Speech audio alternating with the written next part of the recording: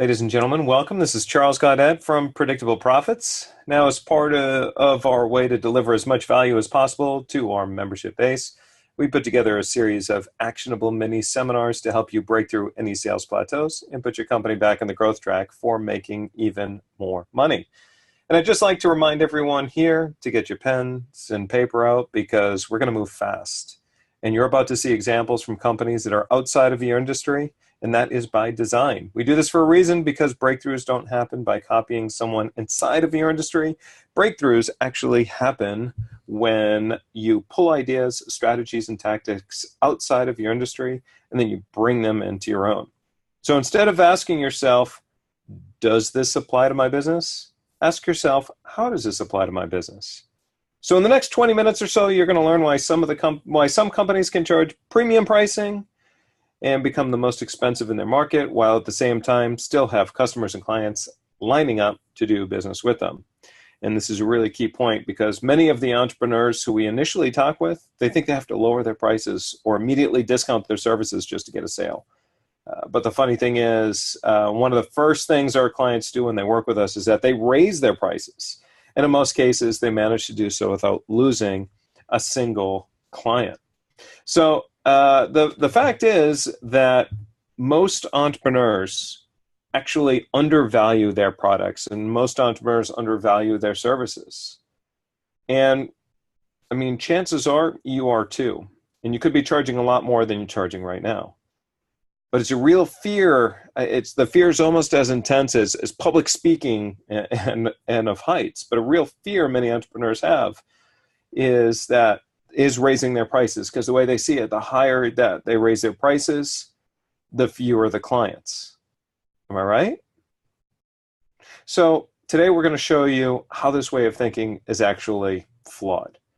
And the academic world tells us that we need to go out, we need to look at your competitors and compare features and see what they're charging and then charge something similar.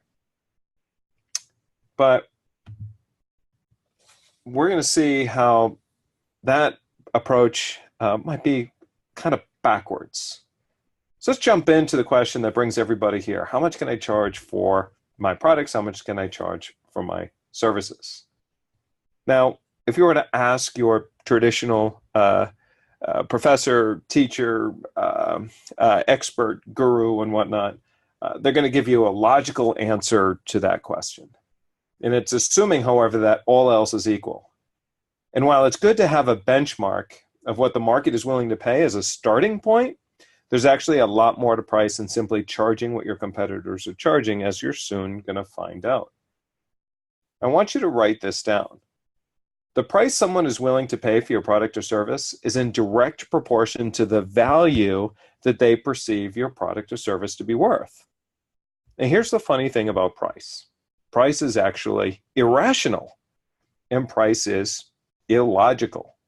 Now, the perfect example of that is Beanie Babies. Now, I have younger brothers and sisters, and years ago when Beanie Babies were popular, they're spending all this sort of money on collecting Beanie Babies.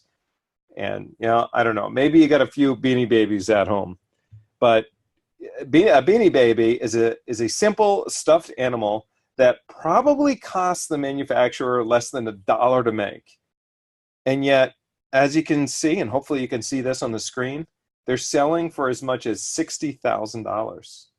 In fact, I read an article, I think it was either in Money Magazine or Inc. Magazine, one of those two, that said that the Princess the Bear Beanie Baby was listed for $500,000. Can you imagine that? Spending $500,000 on a Beanie Baby? And yet they argued it was a fair price to own a piece of history. Look, no matter how much you slice it, there's no way that you can argue or convince me that it's logical to charge $500,000 for a Beanie Baby. And here's another one that gets me. Who would pay $2,000 for a simple little scarf? But yet people buy it. The scarf itself can probably be manufactured for a few bucks, but the monogramming with the Louis Vuitton labels, now that's what people are paying thousands of dollars for. I mean, but why? I mean, let's face it. Do you really think that that scarf is going to keep you warmer than all the other scarves? I mean, look at it. Is it really that much better looking than every other scarf out there? I don't think so. But, at the same time, people are going to pay a premium for it. And they pay a premium for it for one reason: how it makes them feel. See, it makes them feel successful. It makes them feel wealthy and accomplished. And Louis Vuitton has done an exceptional job at driving that high value perception. So remember, people buy for emotional reasons and they rationalize with logic. That's why price is purely based on perception. Now, I love this example. And remember, as we talked about early in this mini seminar here, don't ask yourself, does this apply to my business? Ask yourself, how does this apply to my business? Because what do we always say? Breakthroughs happen outside of your industry, not by copying somebody inside of your industry. So even if you're a coach, a consultant, do B2B services, whatnot, just ask yourself, how does this apply to my business? And this is an example of one example of how price and perception really plays upon each other by a study published in the Journal of Marketing. Way back in the 1990s, Williams and Sonoma brought a bread maker to the market for the very first time, and they decided to price it at $275. But the problem was that nobody was buying it because they had no way to gauge the value of making their own bread at home. And they couldn't understand, or the consumers couldn't understand, whether or not $275, is that too high? Is that too low for the bread maker? There's just no way for the general customer to perceive the real value of the bread maker. So what they do? A little while later, Williams and Sonoma actually introduced a similar bread maker to the market for $429. So by introducing a new and more expensive model, the $429 model, they actually increased the perceived value of the $275 option, and as a result, sales nearly doubled. Again, price is all a matter of perception. You manage the perception, and you manage the price. So now let's look at the company 37 Signals, and they do this with their Basecamp product. And this might actually be an older screenshot of Basecamp. But when you look at their unlimited products, they charge, I hope you can see it on the screen here, but they charge $3,000 a year. Unlimited projects, $3,000 a year. But really what it's doing, just like in the example over here, I mean, really what they're doing is it's making everything else seem cheaper. So you look at the $3,000 a year here, and then suddenly managing 10 projects at once for $20, that doesn't seem very much now, does it? So think about that. Now, I owned a home many years ago, and I built a home and I priced it at $1.2 million. Now, I reduced the value of that home just a very short while later to $880,000, and I sold it for asking price. And it was one of the most expensive homes in the entire town, at least it was back then. But understand the psychology of the buyer. What's the first thing going on in the buyer's head when they looked at the listing sheet? They said, wow, this house was on the market for $1.2 million, and now it's reduced to $880,000. That's an instant savings of $320,000. So before I listed it on the market, when I built the house, I told my wife, I want to sell this house for $880,000. And sure enough, I got full asking price. And that's not just because I negotiated it well, right? But I managed the perception as well. All comes down to perception. Now, think about this. Who would you expect to charge more money for their advice? Expert number one, someone who has 10 years of proven experience, or expert number two, someone who equally has 10 years of experience, but this person is a published author, has advice that's been seen in popular media channels around the world, is on TV, and a keynote speaker. So go ahead and throw it in the chat box. Who do you think is actually going to get paid more money? Expert number one or expert number two? They both have the exact same experience. Who do you think is going to get paid more? Sure. Obviously, it's expert number two, right? The perception of being published and on media makes them appear to know more than the other experts. Now, of course, that doesn't mean that that's true, but that's why a guy like Dr. Phil can command over 10 times more money for his time than any other regular doctor off the street. Does anyone really believe that Dr. Phil is the number one mental health professional in the world? I mean, come on now. Of course not. It's all about increasing the perceived value of his brand by making himself a celebrity. And so let's take another look at this. I speak with entrepreneurs who tell me that they're struggling with getting premium pricing, and they tell me their business is being commoditized and that it's tougher to stand out, so they feel the need to compete on price. Maybe you can relate. But understand that cheap prices also carry a value perception, and it stems all the way back from when we were kids and our parents would tell us, hey, Charlie, you get what you pay for, right? And so think about it. How many times do you go into a store and you look to buy a particular product, and because you don't know the difference, you look at the price tag and you conclude, if it's more expensive, then it's got to be better, right? I mean, we do this with wine. Let's say you're going to an important dinner party and you want to bring a bottle of wine, and you see a $20 bottle of wine, you see a $40 bottle of wine.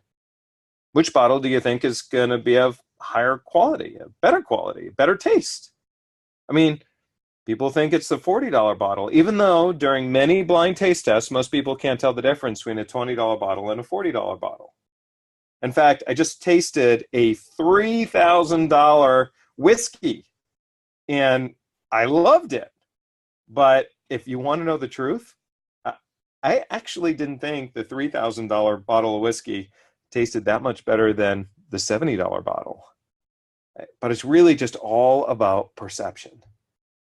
We've all been programmed to think that price equals quality. And if it's cheaper, it's perceived as somehow missing some of the other elements of its higher price competitor. A higher price equates to a higher perception of quality. But, I mean, come on now, this can't really be a big surprise to you, right? So there's a woman, her name is Marlene Jensen. She's CEO of a company called Price Strategy Associates. She writes this great book, and in this book she says, as consumers, we have learned that the higher the value of a product, the higher it will be priced. A Mercedes is a better car than a Toyota. A Rolex is better than a Timex. Armani clothing is better than Sears. If someone is quoting $10,000 for a project and the other person is quoting $5,000, all that previous consumer training that we've all had, meaning higher prices or higher quality, that stuff just can't help but enter the buyer's brain, right? You get what you pay for. And so I had a conversation with Marlene, interviewed her actually for my book, and she said, even if your competitor can't beat you in a price war, you will still lose, even if you win. And that's because at the end of the price war, your customers will believe that your product is just worth a lot less. Do you want to be perceived as better and higher quality? Or do you want to lower your prices and be perceived as cheaper and more inferior? I just hope you want to be seen as sort of that better quality competitor. So aside from the psychological fears of raising your prices and losing customers, let's just talk for a second about why people struggle to get higher prices and for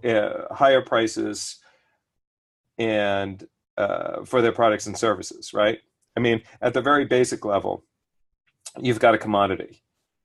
Now, according to Wikipedia, their commoditization occurs as goods or services lose differentiation across its supply base. Okay, so again, commoditization is a product or service with no or little differentiation. So much so that you can go to the commodity exchange and you can actually buy things like coffee beans from any number of suppliers, and it really doesn't matter who you're buying it from. It all comes down to price because they're undifferentiated goods. And so if you have a company, doesn't matter what your company is, doesn't matter what industry it is, and you claim that you have the best service or the best quality or something else generic like that, it's expected. So if your competitors could say the same exact thing as you, it's not really a differentiating factor. And many, many businesses are becoming commoditized because people can't see a valuable difference between one business's products and services and another's. So when you fail to give your customers a compelling difference between you and your competitors, the only way you can compare is price. And the cheaper one's going to win, right? So If you're selling a commodity, the ratio between the price you're charging and the perceived value of your product is actually break even. 10 cents for coffee beans equals 10 cents of perceived value for the coffee beans. So how do you get people to pay more for your coffee beans, or how do you get people to pay more for your products and services, right? You need to begin to differentiate yourself. The more unique and differentiated your goods and services, the higher the perceived value, and the more that people are going to pay for it. I mean, look at it here. When you are provided with options of convenience and selection and service and whatnot at a place like Dunkin' Donuts, the buyer's willing to spend more, willing to spend $1.99 for the same 10 cents of beans. Then you take a company like Starbucks, who takes the same 10 cents of coffee beans, but offers premium service, a comfortable atmosphere and experience. And customers are now suddenly willing to spend upwards of $5 or more for Starbucks coffee. Just so we're clear, as you'll see in this presentation, it's not because Starbucks actually tastes better. It's actually because Starbucks offers a greater experience. I did a presentation. I was a keynote speaker in front of hundreds of some of the world's top entrepreneurs. And in the research that we did, I showed how a blind taste test in coffee, I think it was Starbucks compared to either 7-Eleven or Walmart or something like that, but they were on par with one another. But it's not necessarily, people aren't willing to spend the same amount of money for Starbucks coffee as they are, for Walmart coffee as they are for Starbucks, right? Even though they taste the same. So it's because Starbucks offers an experience in something different. They're so much more differentiated. And they offer drinks and other perishables, blah, blah, not available in other places, right? So there's just so much higher perceived value in a Starbucks cup of coffee, once again, reinforcing the idea that people buy emotionally rather than logically. Perception is a powerful thing. Manage people's perceptions and you can command much higher prices. The worst thing you can do for your business is to put yourself in a position where you're forced to compete on price. You need to manage perceptions and ask yourself, what do I need to do in order to become the highest price competitor in the industry and still have people lining up to do business with us?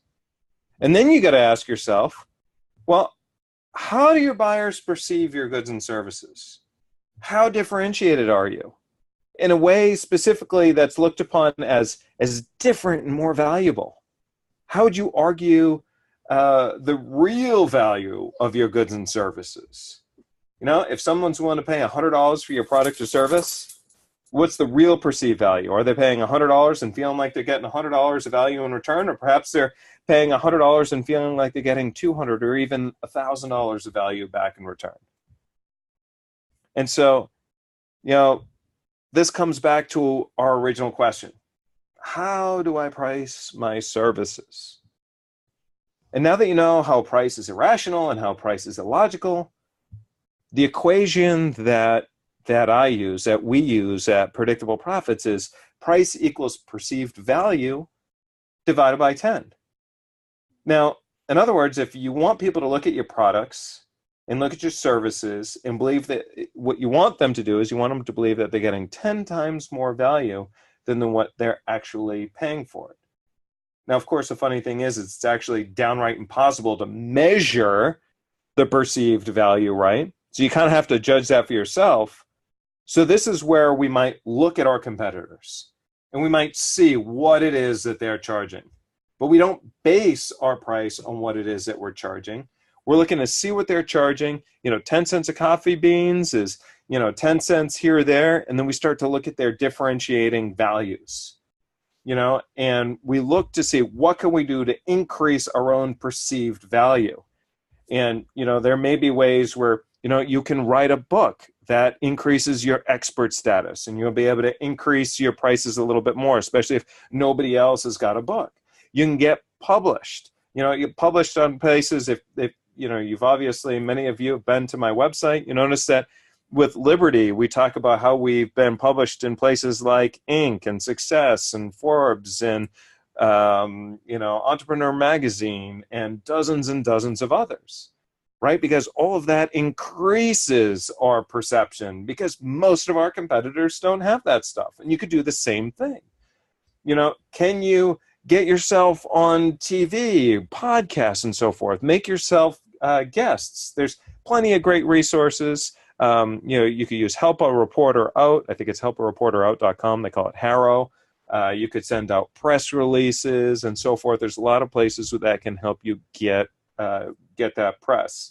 Can you guarantee your work in a way that you want? Guarantees are a great way to increase perception. Look at Zappos, right? Zappos, not only they offer incredible customer service, but Zappos has an incredible return policy. And as such, they're able to increase their prices more and not worry about discounting, even though a Nike is a Nike is a Nike, no matter where you're going to buy it. Do you have social proof? Again, social proof is something that's super fantastic. In my business, we look at, we've taken companies to the Inc. 5000. We just found out today we helped take a company now to the Inc. 500, which is really, really cool. We've helped companies grow and make millions in a matter of, weeks and so forth. All that stuff helps to increase that social proof. What have you done? What kind of results have you accomplished for people? Third-party statistics. If you get some sort of validation or endorsement or whatnot from third parties, again, that's something that differentiates you and adds more value. That's all the stuff that you can do to increase the perceived value. And, we do have to play around with this a little bit because perceived value is, something that you can't actually measure, but you want that perceived value to be 10 times greater than what it is that you're actually charging. And that's more or less how to set your price and services. And that kind of wraps up today's mini seminar. We've got a ton of mini seminars here that we're going to be doing just to continue to add value. We'll continue to play on price, show you how to get more premium pricing and so forth. Feel free to register for more of our training. We'll continue to put more up there. If you have thoughts, ideas, and stuff that you'd like us to answer, feel free and jump on the website. There's a chat box in there. Throw some suggestions out there, and we'll continue to do these mini seminars. But remember, price is illogical. Price is irrational. We're dealing here with value perception. Manage the value perception, and you'll be able to increase your prices. This is Charles Gaudette with Predictable Profits. Thank you, everybody, for attending here today. I hope you enjoyed today's mini seminar, and we'll see you on the next video.